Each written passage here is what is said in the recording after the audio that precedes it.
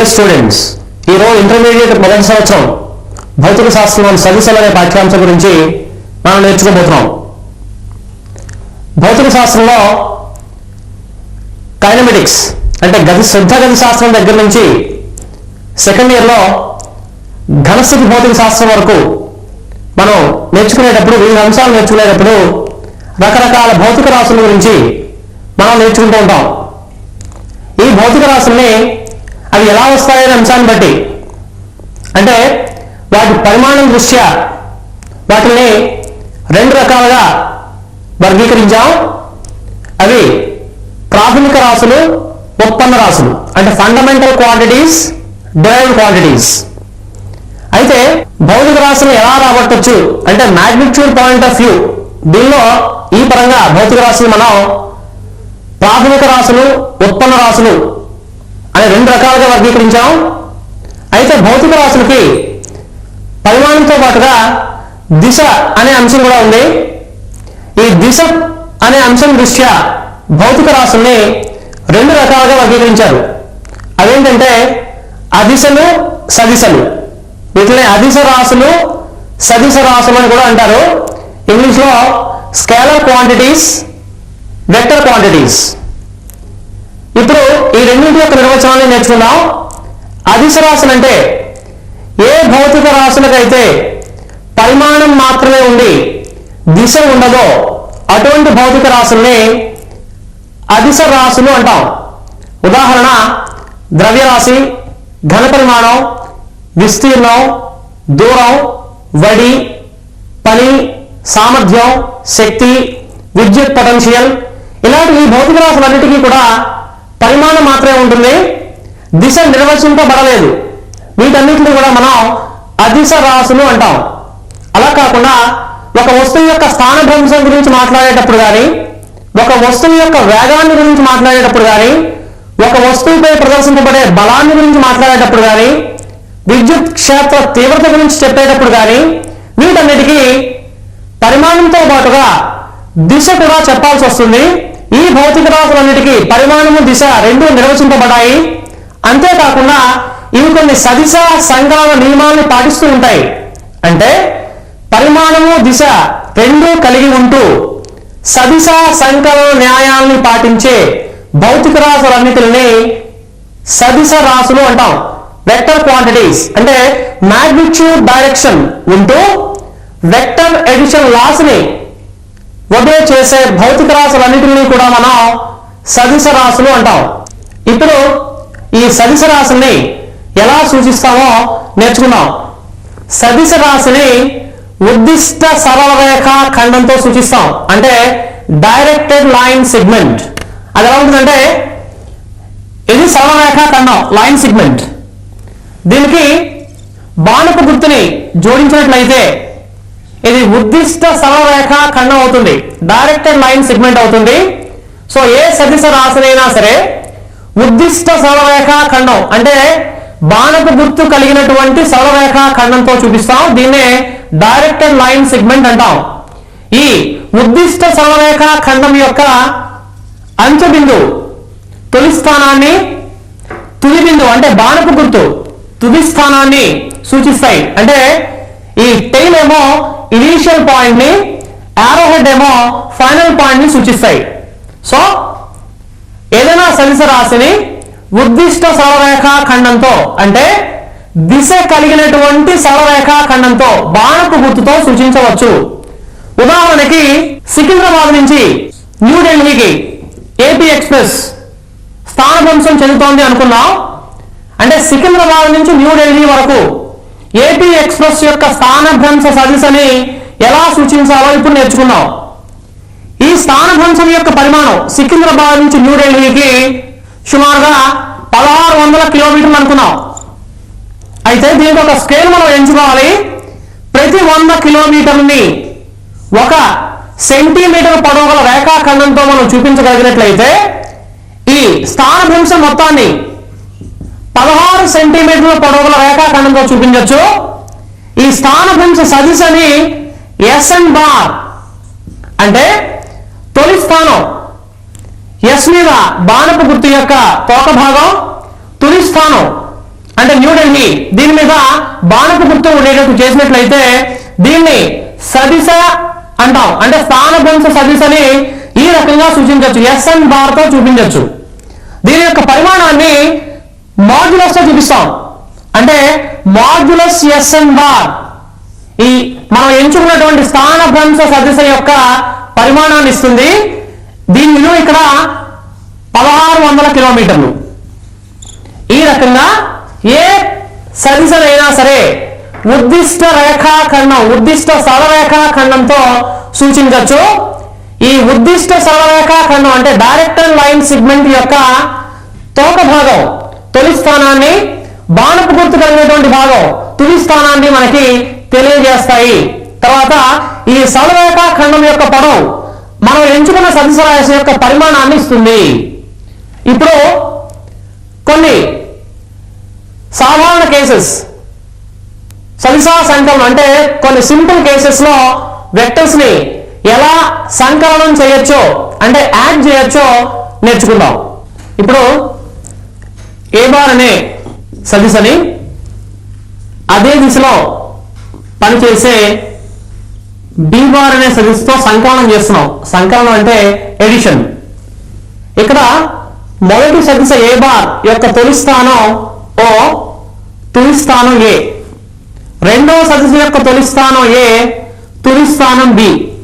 ఇప్పుడు ఏ bar B bar అని సంకలనం చేస్తే మొదటి సదిశ యొక్క తొలి స్థానం నుంచి రెండవ సదిశ యొక్క తుది స్థానం వరకు ఫలిత సదిశ ఉంటుంది. ఈ ఏ బార్ బి బార్ల సదిశ సంకలన సదిశ అంటే ఈ రెండు వెక్టర్స్ ని యాడ్ చేసిన తర్వాత వచ్చే రిజల్టెంట్ వెక్టర్ సి బార్ ఏమవుతుందంటే ఏ బార్ ప్లస్ బి బార్ అవుతుంది. ఏ బార్ బి బార్లు ఏ దిశలో పనిచేస్తున్నాయో సి బార్ కూడా అదే దిశలో పనిచేస్తుంది. ఈ ఫలిత సదిశ సి బార్ యొక్క పరిమాణం మాడ్యులస్ సి బార్ ఇచ్చిన రెండు సదిశల యొక్క పరిమాణాల మొత్తానికి సమానం. అంటే mod C bar is equal to mod A bar plus mod B bar. దీనికి ఒక చిన్న ఉదాహరణ చూద్దాం. మాకు ఊరేగింపులోను వాటిలోనూ కూడా రథాన్ని కానీ లేదా రకరకాల డిజైన్స్ తో ఉన్నటువంటి రథాన్ని ఊరేగిస్తూ ఉంటారు. ఈ రథాన్ని లాగేటప్పుడు రెండు తాళ్ళు కడతారు దానికి రథానికి. రెండు తాళ్ళని జనాలు రెండు తాళ్ళని రెండు వైపుల నుంచి లాగుతూ ఉంటారు. ఇక్కడ ఈ తాళ్ళ మీద జనాలు ప్రదర్శించే బలాలు F1 బార్ F2 బార్ అయినట్టయితే రెండు బలాలు ఒకే దిశలో పనిచేస్తున్నాయి కాబట్టి ఈ రెండింటి యొక్క ఫలిత బలం F bar F1 bar plus F2 bar అవుతుంది. ఈ ఫలిత బలం యొక్క పరిమాణం mod F will be equal to modulus F1 plus modulus F2 అవుతుంది. ఇప్పుడు వ్యతిరేక దిశలో అంటే ఏ బార్ పనిచేసే దిశకి వ్యతిరేక దిశలో పనిచేసే మరొక సదిశ బి బార్ ని సంకలనం చేసినట్లయితే ఇక్కడ ఏ బార్ బి బార్లు సమాంతరంగా ఉన్నాయి కానీ వ్యతిరేక దిశలో పనిచేస్తున్నాయి. ఇలా పరస్పర వ్యతిరేక దిశల్లో పనిచేసే రెండు సదిశల్ని సంకలనం చేసినట్లయితే మనకి వచ్చే ఫలిత సదిశ సి బార్ అవుతుంది. దీని ఎలా సూచిస్తామంటే A bar plus minus B bar తో సూచిస్తాం. దీన్నే A bar minus B bar గా రాస్తాం. అంటే ఇది సదిశ వ్యవకలనం అన్నమాట. ఈ ఫలిత సదిశ యొక్క పరిమాణం ఇచ్చిన సదిశల యొక్క పరిమాణాల వ్యత్యాసానికి సమానం, అంటే డిఫరెన్స్. అయితే ఇక్కడ ఏ బార్ బి బార్ సదిశల్లో ఏ బార్ యొక్క పరిమాణం ఎక్కువ ఉంది కాబట్టి ఫలిత సదిశ మాడ్యులస్ ఫలిత సదిశ యొక్క పరిమాణం మాడ్యులస్ సి మాడ్యులస్ ఏ మైనస్ మాడ్యులస్ బి అవుతోంది. ఈ ఫలిత సదిశ సి బార్ ఏ బార్ పనిచేసే దిశలోనే ఉంటుంది. దీని తర్వాత శూన్య సదిశ గురించి నేర్చుకుందాం. ఇక్కడ పరస్పర వ్యతిరేక దిశల్లో పనిచేస్తూ సమాన పరిమాణాలున్న రెండు సదిశలు ఉన్నాయి. ఒకటి ఏ బార్, రెండోది బి బార్. అంటే ఇవి మ్యూచువల్లీ ఆపోజిట్ డైరెక్షన్స్ లో యాక్ట్ చేస్తున్నాయి. వీటి యొక్క మ్యాగ్నిట్యూడ్స్ ఈక్వల్. ఇలాంటి రెండు సదిశల్ని మనం సంకలనం చేస్తే యాడ్ చేస్తే ఫలిత సదిశ C bar A bar plus minus B bar అవుతుంది. ఈ ఫలిత సదిశ యొక్క పరిమాణం modulus C bar modulus A bar minus modulus B bar అవుతుందని ఇంతకు ముందే సదిశ వ్యవకలనంలో చెప్పుకున్నాం. ఇక్కడ ఈ సందర్భంలో modulus A bar is equal to modulus B bar అవుతుంది కాబట్టి మనకి ఫలిత సదిశ సి బార్ యొక్క పరిమాణం modulus A bar minus modulus A bar అంటే 0 అయింది. ఇక్కడ ఏ బార్ బి బార్ అంటే పరిమాణంలో సమానంగా ఉంటూ పరస్పర వ్యతిరేక దిశలలో పనిచేసే రెండు సదిశ ఏ బార్ బి బార్ ని సంకలనం చేసినప్పుడు మనకు వచ్చే ఫలిత సదిశ యొక్క పరిమాణం 0 అయింది. ఇలాంటి సదిశనే శూన్య సదిశ అంటాం. మరొకసారి దాని నిర్వచనం చెప్తున్నా. రెండు ఏకరేఖీయ వ్యతిరేక దిశలలో పనిచేసే సమాన పరిమాణాలున్న సదిశల్ని సంకలనం చేస్తే శూన్య సదిశ వస్తుంది. ఏ సదిశ యొక్క పరిమాణం అయితే శూన్యం అవుతుందో 0 అవుతుందో ఆ సదిశని మనం శూన్య సదిశ అంటాం. దీని తర్వాత ఏకాంక సదిశ యూనిట్ వెక్టర్ ఇది ఎలా వస్తుందంటే ఇచ్చిన సదిశ ఏ బార్ ని దాని యొక్క పరిమాణంతో మనం భాగించినట్లయితే ఫలిత సదిశ యొక్క పరిమాణం 1 అవుతుంది. ఇలా 1 అంటే ఏకాంకం యూనిట్ పరిమాణం ఉన్నటువంటి సదిశని ఏకాంక సదిశ అంటాం. ఇది ఎలా వస్తుందంటే ఇచ్చిన సదిశని దాని యొక్క పరిమాణంతో భాగిస్తే వస్తుంది. అయితే ఈ ఏకాంక సదిశ యొక్క దిశ ఎలా ఉంటుంది? ఇక్కడ మనం ఎంచుకున్నటువంటి సదిశ ఏ బార్ ఈ ఏ బార్ సదిశను దాని యొక్క పరిమాణంతో భాగిస్తే వచ్చే ఏకాంక సదిశ కూడా ఏ బార్ దిశలోనే ఉంటుంది. అంటే ఏ బార్ సదిశ యొక్క ఏకాంక సదిశ ఇచ్చిన సదిశ ఏ బార్ దిశలోనే పనిచేస్తూ ఉంటుంది. దీని తర్వాత సమకోణీయ లేదా లంబ కోణీయ ఏకాంక సదిశలు అంటే ఏంటో చూద్దాం. ఇప్పుడు ఈ ఎక్స్ యాక్సిస్ దిశలో ఐ బార్ అనే ఏకాంక సదిశ ఉంది అనుకున్నాం. వై యాక్సిస్ దిశలో జే బార్ అనే ఏకాంక సదిశ ఉంది అనుకున్నాం. జెడ్ యాక్సిస్ దిశలో కే బార్ అనే ఏకాంక సదిశ ఉంది అనుకున్నాం. నిరూపకాక్షాలు ఒకదానికోటి పరస్పరం లంబంగా ఉంటాయి కాబట్టి ఆయా దిశలలో పనిచేసే ఏకాంక సదిశలు ఐ బార్ జే బార్ కే బార్లు కూడా ఒకదానికొకటి పరస్పరం లంబంగా ఉంటాయి. అందువలనే ఈ 3 నిర్వచింపబడిన ఏకాంక సదిశలు అంటే ఐ బార్ జే బార్ కే బార్లని మనం సమకోణీయ లేదా లంబ కోణీయ ఏకాంక సదిశలుగా నిర్వచిస్తాం. దీని తర్వాత ఇచ్చిన సదిశని ఏదైనా ఒక అదిశ చేత గుణిస్తే ఏమవుతుందో చూద్దాం. ఇక్కడ ఏ బార్ అనే సదిశ ఉంది. ఈ సదిశని కే ఇక్కడ అదిశ కే పాజిటివ్ కావచ్చు నెగటివ్ కావచ్చు. అంటే +1 +2 +3 కావచ్చు లేదా -1 -2 -3 కావచ్చు ఏదైనా కావచ్చు. ఇచ్చిన సదిశని ఇక్కడ ధనాత్మక అదిశతో గుణించినట్లయితే అంటే పాజిటివ్ స్కేలర్ తో హెచ్ వేస్తే మనకి ఇచ్చిన సదిశ ఏ బార్ ఏ దిశలో పనిచేస్తుందో అదే దిశలో ఫలిత సదిశ వస్తుంది. దాన్ని కేఏ బార్ అంటాం. ఇది కే పాజిటివ్ అయినప్పుడు. అలా కాకుండా ఇచ్చిన సదిశ ఏ బార్ ని రుణాత్మక స్కేలర్ తో మల్టిప్లై చేస్తే అంటే -k తో మల్టిప్లై చేస్తే ఫలిత సదిశ కేఏ బార్ ఇచ్చిన సదిశ ఏ బార్ కి వ్యతిరేక దిశలో పనిచేస్తూ ఉంటుంది. అంటే ఏదైనా సదిశని ధనాత్మక అదిశతో హెచ్ వేస్తే ఇచ్చిన సదిశ దిశలోనే ఫలిత సదిశ ఉంటుంది. అలా కాకుండా రుణాత్మక అదిశతో హెచ్ వేస్తే ఇచ్చిన సదిశకి సరిగ్గా వ్యతిరేక దిశలో ఫలిత సదిశ వస్తుంది. ఒక సదిశని అంశాలుగా ఎలా విభజించాలో చూద్దాం. అంశాలుగా ఎందుకు విభజించాలి అనేది తెలియాలంటే ఒక చిన్న ఉదాహరణ చూద్దాం. ఇక్కడ బోఫర్స్ గన్ నుంచి ఒక బుల్లెట్ ఫైర్ చేశారు. ఇలా ఫైర్ చేసినప్పుడు దీని యొక్క వెలాసిటీ అటు ఎక్స్ యాక్సిస్ డైరెక్షన్ లో లేదు ఇటు వై యాక్సిస్ డైరెక్షన్ లో లేదు. అంటే ఇప్పుడు ఏం చేస్తామంటే ఈ వెలాసిటీని ఎక్స్ యాక్సిస్ డైరెక్షన్ లోను వై యాక్సిస్ డైరెక్షన్ లోను విడగొట్టేస్తాం. అంటే ఎక్స్ యాక్సిస్ డైరెక్షన్ లో దీని యొక్క అంశం విఎక్స్ అయింది. వై యాక్సిస్ డైరెక్షన్ లో దీని యొక్క అంశం వివై అయింది. ఈ వై యాక్సిస్ డైరెక్షన్ లో అంశం వలన భూమి నుంచి కొంత ఎత్తుకు వెళ్తున్నది. ఎక్స్ యాక్సిస్ డైరెక్షన్ లో వేగం యొక్క అంశం వలన కాస్త హారిజాంటల్ డిస్టెన్స్ కూడా ట్రావెల్ చేస్తుంది. అలాగే ఏదైనా ఒక వస్తువు మీద మనం బలాన్ని ఎక్స్ యాక్సిస్ కొంత కోణంతో అప్లై చేసినప్పుడు అంటే ఈ గడ్డి చదును చేసే రోలర్లో కానీ చిన్నపిల్లడికి ఒక టాయ్ కార్ దారం కట్టి ఇచ్చినప్పుడు వాడు ఆ కార్ లాగేటప్పుడు కానీ బలం క్షితిజ సమాంతరానికి అంటే భూమికి కొంత యాంగిల్ తో కొంత కోణంతో పనిచేస్తూ ఉంటుంది. ఇక్కడ కూడా ఈ బలాన్ని 2 అంశాలుగా విభజిస్తాం. ఇదేమో ఎక్స్ యాక్సిస్ డైరెక్షన్ లో అంశం, ఇది వై యాక్సిస్ డైరెక్షన్ లో అంశం.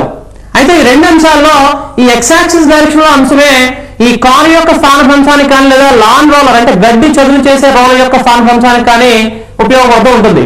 సో ఇప్పుడు ఆ సదిశల అంశీకరణం గురించి నేర్చుకుందాం. ఏదైనా ఒక సదిశ ఎక్స్ యాక్సిస్ తో కొంత కోణం చేస్తూ ఉన్నప్పుడు దాన్ని ఎలా అంశీకరించాలో నేర్చుకుందాం. ఇది XY తలం. ఈ XY తలంలో ఏ బార్ అనే సదిశ ఎక్స్ యాక్సిస్ తో తీటా కోణం చేస్తుంది. ఈ ఇచ్చిన సదిశ యొక్క తుది బిందువు A. దీన్ని 2 అంశాలుగా విభజించాల్సి వచ్చినప్పుడు ఇచ్చిన సదిశ యొక్క తుది బిందువు నుంచి X అక్షం మీదకి Y అక్షం మీదకి 2 లంబాలను గీస్తాం. ఈ లంబాల యొక్క పాదాలు MN అవుతాయి. అప్పుడు ఇచ్చిన సదిశ A బార్ యొక్క క్షితిజ సమాంతర అంశం అంటే ఎక్స్ యాక్సిస్ దిశలో అంశం AX బార్ అవుతుంది. దీన్ని OM బార్ తో చూపిస్తాం. అలాగే ఏ బార్ యొక్క క్షితిజ లంబాంశం అంటే Y అక్షం దిశలో అంశాన్ని AY బార్ తో చూపిస్తాం. అంటే ఏ బార్ యొక్క అంశాలు ఎక్స్ యాక్సిస్ దిశలో AX బార్, Y యాక్సిస్ దిశలో AY బార్లుగా రాశాం. ఈ రెండింటినే ఇచ్చిన సదిశ ఏ బార్ యొక్క క్షితిజ సమాంతర మరియు క్షితిజ లంబ అంశము అంటాం. క్షితిజ సమాంతర అంశాన్ని హారిజాంటల్ కాంపోనెంట్ అంటారు. క్షితిజ లంబాంశాన్ని వర్టికల్ కాంపోనెంట్ అని కూడా అంటారు. ఇప్పుడు వీటిని ఎలా సూచించాలో చూద్దాం. మనం ఇక్కడ OMA లంబకోణ త్రిభుజం ఉంది. ఈ OMA లంబకోణ త్రిభుజంలో sin θ రాయండి. sin θ is equal to NA by OA. ఈ NA is equal to ON కాబట్టి sin θ is equal to ON by OA implies ON is equal to OA sin θ. అంటే క్షితిజ ఇచ్చిన సదిశ ఏ బార్ యొక్క క్షితిజ లంబాంశ పరిమాణం modulus AY bar is equal to modulus A sin θ అవుతుంది. అలాగే cos θ రాస్తే OM by OA implies OM is equal to OA cos θ. అంటే ఇచ్చిన సదిశ యొక్క క్షితిజ లంబాంశం పరిమాణం అంటే modulus AX bar is equal to modulus A bar cos θ అవుతుంది.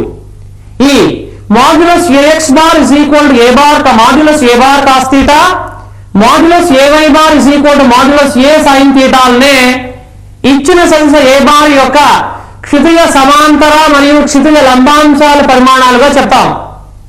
ఇదే సదిశ ఏ బార్ ని సమకోణీయ లేదా లంబకోణీయ ఏకాంక సదిశల్లో కూడా మనం రాయొచ్చు. ఎలాగంటే ఎక్స్ యాక్సిస్ దిశలో I బార్ అనే ఏకాంక సదిశ ఉంది, Y యాక్సిస్ దిశలో J బార్ అనే ఏకాంక సదిశ ఉంది. ఇచ్చిన సదిశ ఏ బార్ వీటి అంశాల పరిమాణాలు AX AY.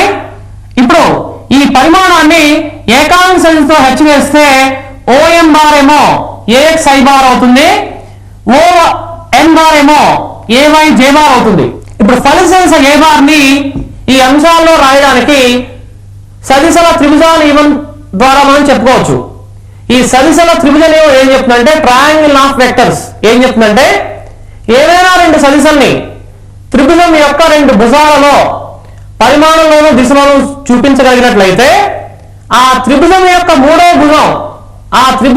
మూడో భుజాన్ని వ్యతిరేక దిశలో తీసుకున్నట్టయితే అది ఆ మూడో భుజం ఇచ్చిన సదిశల యొక్క ఫలిత సదిశలు ఇస్తుంది. అంటే ఇక్కడ OMA ట్రయాంగిల్లో OM ఏమో AX I బార్ ని సూచిస్తోంది, MA ఏమో AY J బార్ ని సూచిస్తోంది. ఇప్పుడు A bar is equal to AX I bar plus AY J bar గా రాయొచ్చు. ఇది మనకి సదిశల త్రిభుజ నియమం నుంచి వస్తుంది. 2 కన్నా ఎక్కువ సదిశలు ఉన్నట్టయితే సదిశల బహుభుజ నియమాన్ని అప్లై చేస్తాం.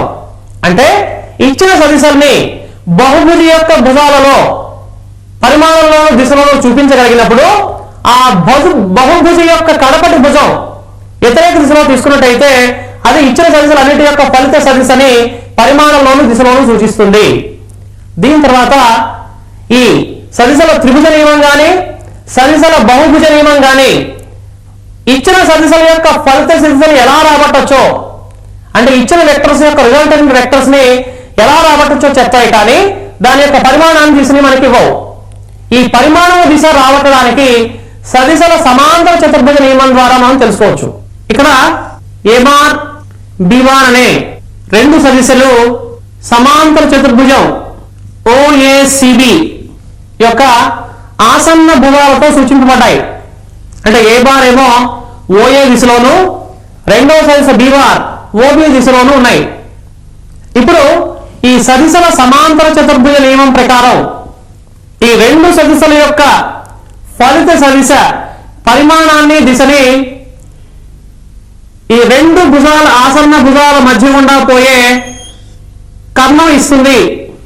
అంటే సి బార్ లేదా R bar is equal to A bar plus B bar అవుతుంది. ఇప్పుడు సదిశల సమాంతర చతుర్భుజ నియమం యొక్క స్టేట్మెంట్ నేర్చుకుందాం.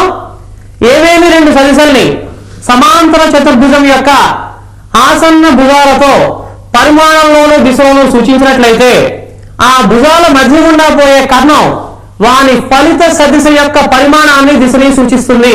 ఇప్పుడు ఈ ఫలిత సదిశ యొక్క పరిమాణం ఎలా వస్తుందో చూద్దాం. ఈ సదిశ ఏ బార్ అంటే ఓఏ భుజాన్ని కాస్త ముందుకు పొడిగించి సి నుంచి ఒక లంబాన్ని గీద్దాం. లంబం యొక్క పాదం లంబ పాదం ఎం అయింది. ఇచ్చిన సదిశ ఏ బార్ బి బార్ల మధ్య కోణం తీటా అయితే ఈ కోణం కూడా తీటా అవుతుంది. ఫలిత సదిశ ఆర్ బార్ ఏ బార్ తో చేసే కోణం ఆల్ఫా అనుకుందాం. ఇక్కడ లంబకోణ త్రిభుజం ఓఎంసి పైథాగరస్ సిద్ధాంతం ప్రకారం OC square is equal to OM square plus MC square.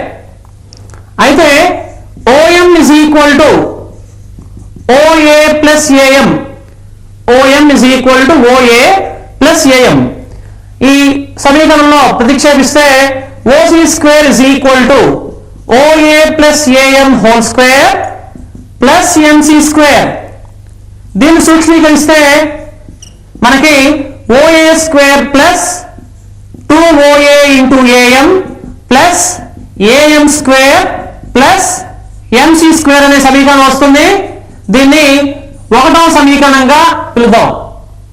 ఇప్పుడు లంబకోణ త్రిభుజం ఏఎంసిలో మనకి AC square is equal to OB square is equal to AM square plus MC square రాయొచ్చు. AC square is equal to OB square is equal to AM square plus MC square. అలాగే sine theta రాసినట్లయితే MC by AC అవుతుంది. Implies MC is equal to mod B sine theta. ఎందువల్లంటే AC is equal to OB is equal to mod B కాబట్టి. అలాగే cos theta రాస్తే AM by AC implies AM is equal to AC అంటే mod B cos theta. ఇప్పుడు AM సమీకరణం ఒకటిలో AM square plus MC square place లో ఏమో OB square రాద్దాం. అలాగే ఏఎం ప్లేస్ లో మాడ్ బి కాస్ థీటా రాద్దాం. మనకి ఏమొస్తుందంటే అప్పుడు 1 implies OC square is equal to OA square plus OB square plus 2OA into AM. ఆయా విలువలు ఇందులో ప్రతిక్షేపించేసినట్లయితే OC అంటే ఫలిత సదిశ యొక్క పరిమాణం R అంటే OC స్క్వేర్ అంటే R స్క్వేర్, OA స్క్వేర్ అంటే A స్క్వేర్, OB స్క్వేర్ అంటే B స్క్వేర్, 2 ఇంటూ OA అంటే A, AM అంటే B కాస్ థీటా. దీనిలోంచి ఫలిత సదిశ యొక్క పరిమాణం modulus R is equal to square root of A square plus B square plus 2AB cos theta. దీన్ని equation 2 అందాం. సమాంతర చతుర్భుజ నియమం నుంచి A బార్ B బార్ల యొక్క ఫలిత సదిశ R బార్ యొక్క పరిమాణం modulus R is equal to root of A square plus B square plus 2AB cos theta గా మనం ఇప్పుడే డిరైవ్ చేసాం. ఇప్పుడు అదే లంబకోణ త్రిభుజం OMC నుంచి tan ఆల్ఫా వేద్దాం. tan ఆల్ఫా వేస్తే ఎదుటి భుజం అంటే MC బై ఆసన్న భుజం ప్రక్క భుజం అంటే ఓఎం, దీన్నే MC by OA plus AM గా రాయొచ్చు. అంటే ఫలిత సదిశ ఆర్ బార్ మొదటి సదిశ ఏ బార్ తో చేసే కోణం alpha is equal to tan inverse MC by OA plus AM. ఆయా విలువలు ఇందులో ప్రతిక్షేపించేసినట్టయితే alpha is equal to tan inverse mod b sin theta divided by mod a plus mod b cos theta గా derive చేయగలిగాం. So ఫలిత సదిశ are bar మొదటి సదిశ ఏ bar తో చేసే కోణం alpha is equal to tan inverse mod b sin theta by mod a plus mod b cos theta. ఇప్పుడు ఒక 3 సందర్భాలు కూడా నేర్చుకుందాం. θ 0 డిగ్రీస్ అయినట్టయితే ఫలిత సదిశ పరిమాణం modulus R is equal to modulus A plus modulus B అవుతుంది. θ 90 డిగ్రీస్ అయినట్టయితే ఫలిత సదిశ పరిమాణం modulus R is equal to root of A square plus B square అవుతుంది. θ 180 డిగ్రీస్ అయితే modulus R is equal to modulus A difference modulus B. ఈ సదిశల సమాంతర చతుర్భుజ నియమాన్ని మనం ఏ 2 సదిశలకైనా సరే అప్లై చేయొచ్చు, అనువర్తించవచ్చు. డియర్ స్టూడెంట్స్, ఇవాళ ఇప్పటిదాకా మనం ఈ క్లాస్లో సదిశల్ని నిర్వచించుకున్నాం. తర్వాత సదిశ సంకలన నియమాల్ని, సదిశని అంశీకరించడాన్ని, తర్వాత 2 సదిశల్ని సంకలనం ఎలా చేయాలి, సమాంతర చతుర్భుజ నియమం నుంచి 2 సదిశల్ని సంకలనం చేయగా వచ్చే ఫలిత సదిశ యొక్క పరిమాణాన్ని, దిశని ఎలా రాబట్టాలో నేర్చుకున్నాం.